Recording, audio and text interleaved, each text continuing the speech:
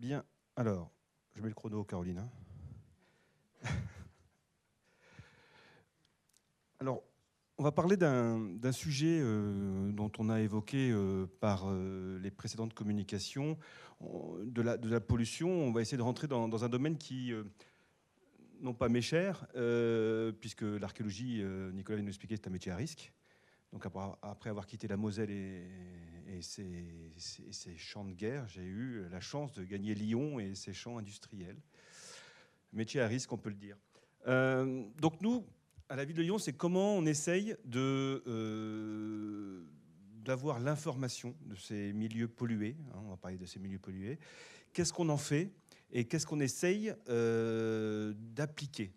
Alors, ce n'est que notre aspect. Je pense qu'il y a plein de choses. On en a parlé ce matin, les collègues de Reims. Mais voilà, on va essayer de vous faire découvrir un peu ce qu'on essaye de mettre en place, ce qu'on a mis en place ou ce qui nous reste à faire. Et beaucoup de choses encore. Voilà, la belle ville des Lumières, entre la manière de l'idéal à la réalité. C'est magnifique, hein, Lyon, quand c'est éclairé. Mais son sous-sol est aussi magnifique. Donc Lyon, c'est effectivement et avant tout le passé d'une ville industrielle. Je vous ai mis donc sur une carte de Lyon, ses industries, entre 1909 et 1914. Et je vous ai mis la zone de prescription de la ville de Lyon avec 2 arrondissements. Le 9e, pourquoi? Parce que c'est l'arrondissement où les traces les plus anciennes de Lyon sur les bords de Saône sont apparues, hein, entre le Paléolithique et le Néolithique, ce qui est intéressant. Donc c'est ici, voilà. Donc vous voyez déjà toutes ces belles industries. Et le 7e arrondissement, ici, avec un nombre assez conséquent d'industries. Qu'est-ce qu'on a? On a, et vous le connaissez sans doute, dans le 9e, l'ancienne usine de la Rodiaceta, hein, qui s'est étalée sur plusieurs hectares. C'est une usine de textile. On a, et là je reprends les propos de Vincent, l'ancienne halle Tony Garnier, la fabrication des obus de 1916. Je ne sais pas si on peut retracer à travers les collègues, mais c'est quand tu en as parlé tout à l'heure, j'ai dit tiens, est-ce qu'il pourrait y avoir un intérêt de nous? Qu'est-ce qu'on a dans les archives et où ça a été livré? Enfin, en reprenant. Et enfin, le grand garage de Citroën, qui s'est allé aussi dans le 7e arrondissement, sur de nombreux hectares. Donc, ces conséquences, aujourd'hui, dans la presse, elles sont claires. Elles sont que les sols sont pollués. Tous les rapports, souvent, on l'évoquera tout à l'heure, qui existent, nous disent Lyon est pollué. Donc, le sous-sol, par ses industries, par son histoire, un sol qui doit être désengorgé de cette pollution, mais c'est extrêmement compliqué. Et les Lyonnais, c'est bien connu, sont des résistants, donc ils continuent à cultiver.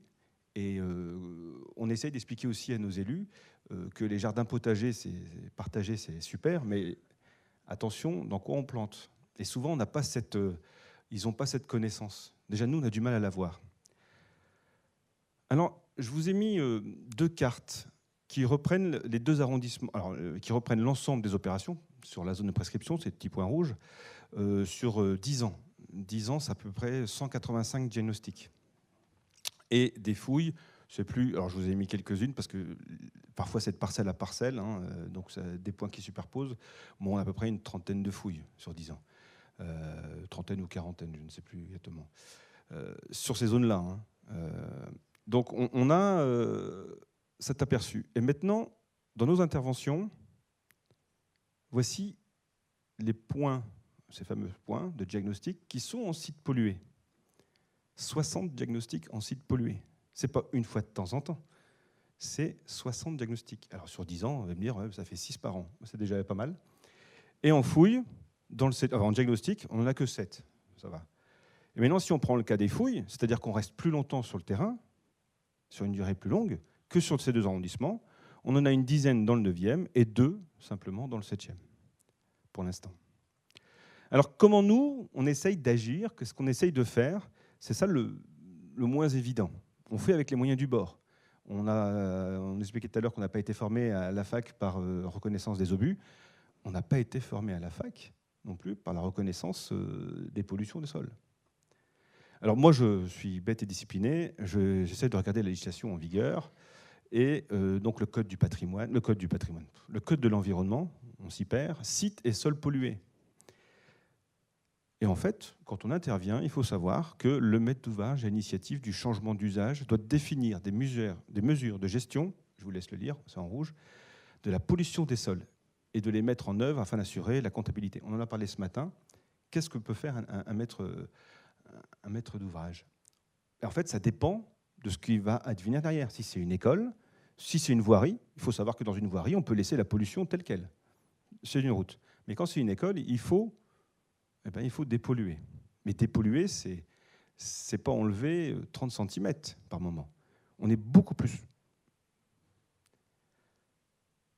Je vous invite, je reprendrai un peu la profondeur, mais je vous invite à, si vous ne le connaissez pas, à lire, en préparant cette communication, ce document que je ne connaissais pas. L'introduction à la méthodologie nationale des gestions des sites et sols pollués de 2017. Et en fait, au-delà des enjeux qu'on connaît tous inconsciemment, la santé humaine, la ressource en eau et la biodiversité, il y a des constats qui sont émis donc, par l'État sur des préconisations que, en fin de compte, on ne respecte pas, que le maître d'ouvrage ne respecte pas forcément, mais dont il est invité. Alors, le Code de l'environnement lui oblige par moment, on l'a vu tout à l'heure, mais tout n'est pas, cité dedans, parce qu'il y a tellement on en parlera tout à l'heure, je pense, par un collègue, de manières de polluer les sols, que ce soit quand on voit les métaux lourds, et tout ce qu'on ne voit pas, et tout ce qu'on ne sent pas, mais qui sont des dangers. Ça non plus, on n'est pas aguerri. Pour eux, il est 3 constats, c'est qu'on ne peut plus laisser des terres polluées en place. Point. Le coût à prendre en compte, ce qu'on disait avant, et on le verra tout à l'heure, qui a un coût exorbitant, ne doit pas être une excuse pour dire je ne peux pas le faire. Et 3, c'est comment en fait on va circonscrire dans une zone un site pollué ou l'endroit où c'est pollué, la source. Alors, pour nous, on a des outils. Bien sûr, on a des cartes, les archives, les fameuses photos, on sait, mais aussi ce qui a été mis en place, et la base de données. Alors, j'ai testé 2-3 fois. Alors, parfois, c'est des grandes zones, c'est rarement des parcelles, on n'a pas souvent les parcelles. Malheureusement, nous, à Lyon, on ne fait pas des hectares de fouilles. Quand on a une fouille, c'est 300 mètres carrés, 500 mètres carrés, elle n'est pas dedans. Bon, donc, on suppose qu'on n'est pas loin, etc. Voilà. Mais c'est une base qui peut être, après tout, enrichie, puisqu'elle est ouverte à tout le monde. Et je vous invite à la consulter si vous n'avez pas l'habitude. Et puis, nos fameux, que vous connaissez sans doute, rapports de pollution. C'est, j'allais dire, pour moi, un des outils indispensables avant une intervention archéologique. On va me dire, mais le maître d'ouvrage, on le disait ce matin, n'est pas obligé de le faire. En fait, à Lyon, j'ai jamais rencontré, depuis que j'y suis, ça va faire 11 ans, aucun aménageur qui n'a pas fait ce diagnostic de pollution. Parce que, vu son histoire passée, son histoire industrielle, il le fait d'office. Le problème d'un diagnostic, on va le voir, c'est qu'il fait des carottages dans la parcelle, qui fait peut-être 2000 m², mais il en fait 5. Ce qui nous donne un aperçu, c'est un peu comme le sondage archéologique, chez nous, le diagnostic archéologique, donne un aperçu, eux c'est la même chose. Sauf que nous c'est pour des vestiges et eux pour la pollution, donc il y a un peu plus de risques. Alors ce rapport, si vous ne le connaissez pas, il a 6 étapes. L'identification des activités passées. Ils doivent réaliser une enquête historique à peu près, surtout industrielle, mais on verra qu'elle n'est pas tant développée, on peut apporter. Une étude environnementale qui doivent leur permettre que cette source-là, comme on a pas loin des cours d'eau, des petits cours d'eau qui traversent, qui descendent des collines, soit de la Croix-Rousse, de Fourvière, qui passent à travers telle ou telle industrie, va polluer, va continuer de polluer parce qu'il y a des sources, la source polluante qui est à ce niveau-là et qui traverse. Bon, il faut les reconnaître, mais ça, on ne le sait pas tout le temps. Des campagnes de sondage échantillon, ce n'est que des campagnes, on l'a dit. L'analyse, et pourquoi faire? Et enfin, la comparaison. Et c'est là où c'est plus compliqué. Qu'est-ce qu'on fait d'un rapport de pollution qui nous dit que, en fin de compte, on a... là, je ne vois pas, c'est comment on fait le protocole, mais En gros, ils vont nous dire on a 0,25, alors je dis des chiffres au hasard, 0,25 ou 1,5 de milligrammes au mètre carré. Bon, d'accord, mais ça veut dire quoi concrètement? On est en danger ou on n'est pas en danger? Donc nous, ce qu'on essaye de faire, mais avec des limites, parce que ça a ses limites, c'est que ces rapports de pollution, on les envoie à la médecine du travail. C'est la seule personne sur qui on s'est retourné. Qu'est-ce que vous pouvez en dire? Les médecins du travail, ils ne sont pas plus que non. Ils disent là, c'est dangereux, donc on va avoir quoi? Mettez l'équipement approprié. Alors on essaye de chercher, quand on appelle, qu'est-ce qu'on peut faire d'autre? Mettez des masques à gaz parce que c'est tel produit, ça peut, quand vous l'inhalez longtemps, etc. Est-ce que vous pensez rester longtemps? C'est une fouille, on y reste 6 mois. Ah oui. Comment on fait? Donc à 6 mois de cartouches, on verra les cartouches au milieu urbain. Vous voyez la pression que ça met sur la population autour? Déjà sur les agents, on le dira. Alors je fais une parenthèse. Sur les sites pollués, bien évidemment, on n'envoie pas notamment les personnes qui sont fragiles, trop fragiles, et les femmes enceintes. Ça, on en parle souvent. Alors, ils me disent, oui, mais c'est tout le temps. Oui, bon, on n'a pas tout le temps quelqu'un qui est enceinte non plus, on n'a pas tout le temps quelqu'un qui est fragile. Voilà. Mais en tout cas, il faut en prendre note pour nous. Alors nous, quand on reçoit ce rapport, on va définir avant le plan des sondages. On ne va pas attendre d'aller sur le terrain pour dire... Parce qu'on n'est pas obligé de mettre un plan de sondage. Hein. Les collègues de l'État me le diront, on n'est pas obligé de mettre un plan de sondage. Nous, on propose. Et on va le proposer en fonction des carottages où la zone la plus forte en teneur ou la moins forte en teneur est présente. C'est-à-dire que s'il y a des endroits où c'est fort, on n'ira pas. Et on va expliquer à l'État. Des fois, ils nous disent oui, mais vous n'êtes pas allé dans le quart sud-ouest. Non, là, c'est pollué, on ne va pas y aller.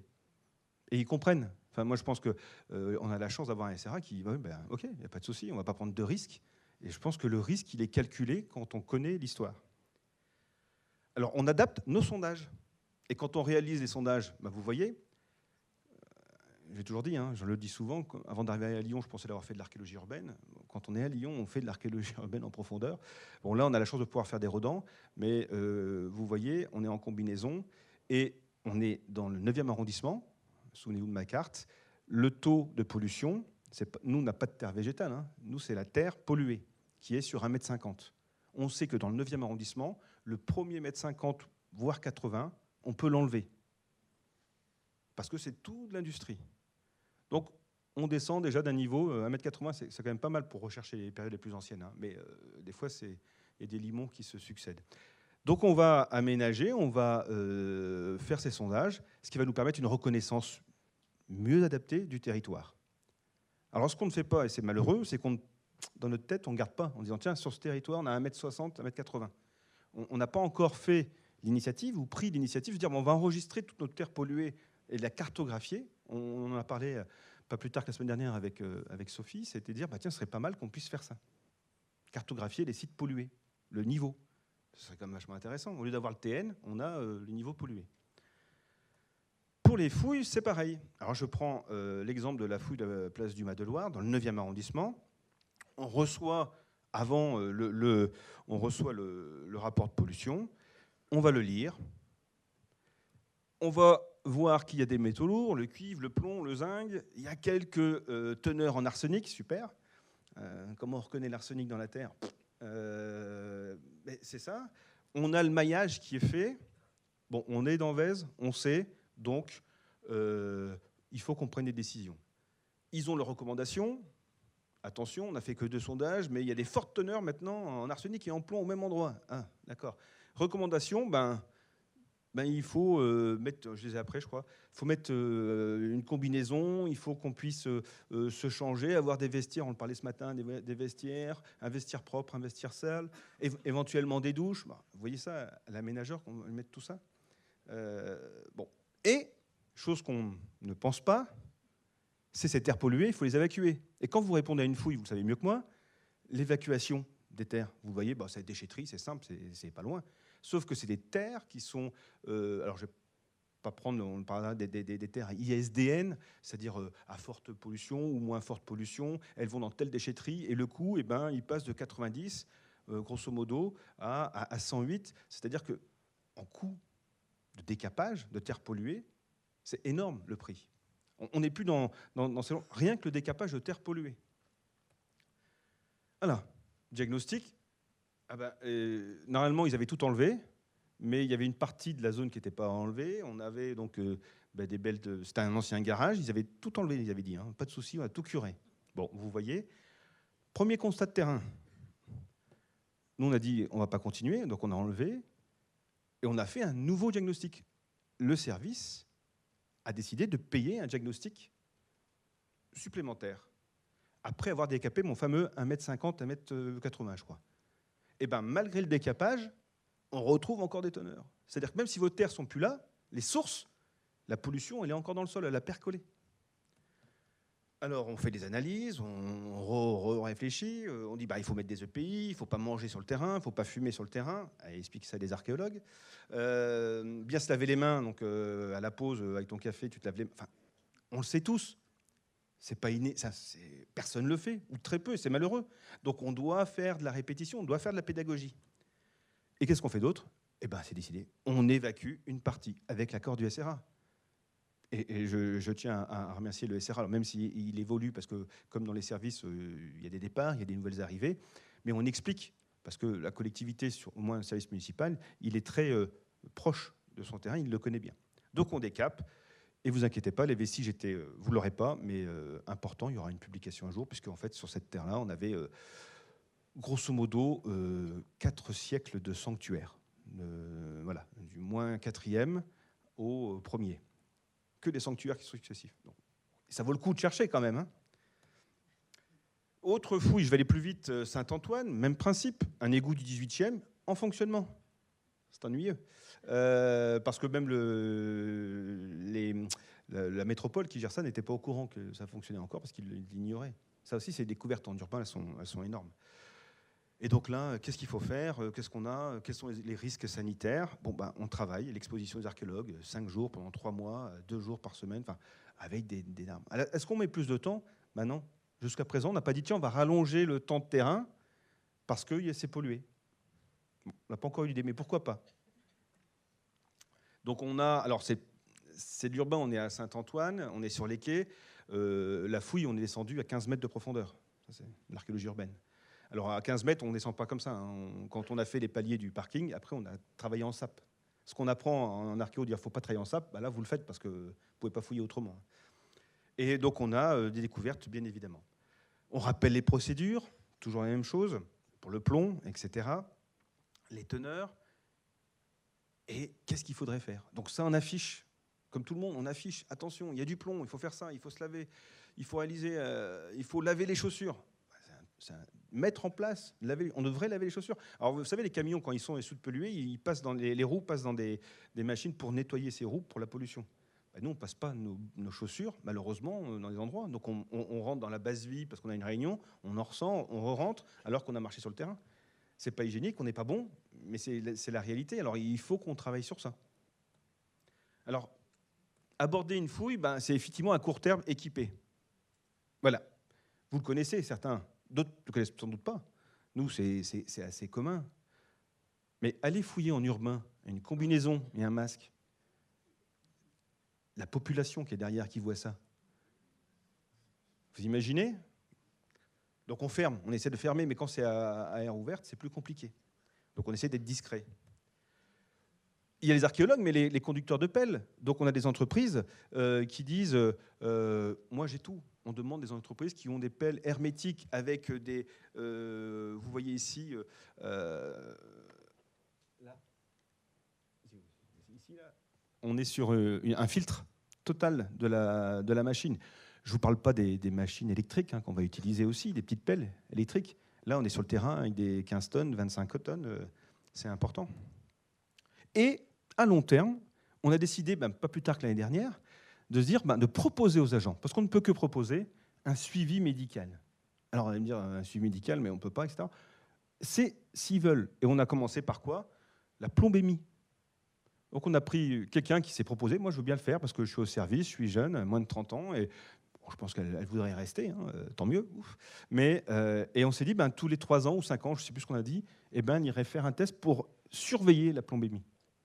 Alors, je suppose qu'on peut le faire avec d'autres choses qu'on peut avoir dans le sang. Non, c'est pas d'accord. On ne peut pas faire autre chose. Donc, tout le reste, c'est un peu au petit bonheur la chance. On verra. Donc, on propose. Mais il est temps que je m'arrête. Oui, j'ai compris. Silence. Mais c'est une démarche volontaire. Alors, et j'arrive à la fin. Principe de logique. Demandez obligatoirement les conclusions d'un rapport de pollution. Nous, on l'a, mais si vous ne l'avez pas, demandez-le. Des passages auprès de la médecine du travail, c'est le minimum. Ce n'est pas ça qui résout, hein, mais au moins, on a une première approche. Les premières recommandations. Les évacuations, alors c'est simple, quand on a 1,80 m, vous allez me dire, de terre polluée, c'est facile à enlever, il n'y a pas de vestiges. Quand c'est pollué dans les vestiges, nous, c'était le cas à Vèze, toujours dans le 9e, le diagnostic a donné, a remarqué de la pollution, et qu'est-ce qui s'est passé après? Ah ben, on va prescrire. On n'a pas eu la fouille, c'est une entreprise qui a eu la fouille. Ils n'étaient pas au courant. Parce qu'on devrait mettre les rapports de pollution dans nos rapports de diagnostic. On devrait les mettre. Ils n'étaient pas au courant. Eh ben, ils ont ouvert les premiers trucs, ils sont tombés malades. Hospitalisation, une partie de l'équipe. Parce que c'est des teneurs trop fortes. Puis, recharge des pollutions, recommandations, enfin bref, tout ce que je vous ai expliqué, c'est ça l'essentiel. C'est qu'un début, mais en terre industrielle, ce n'est pas le plus évident. Je vous remercie.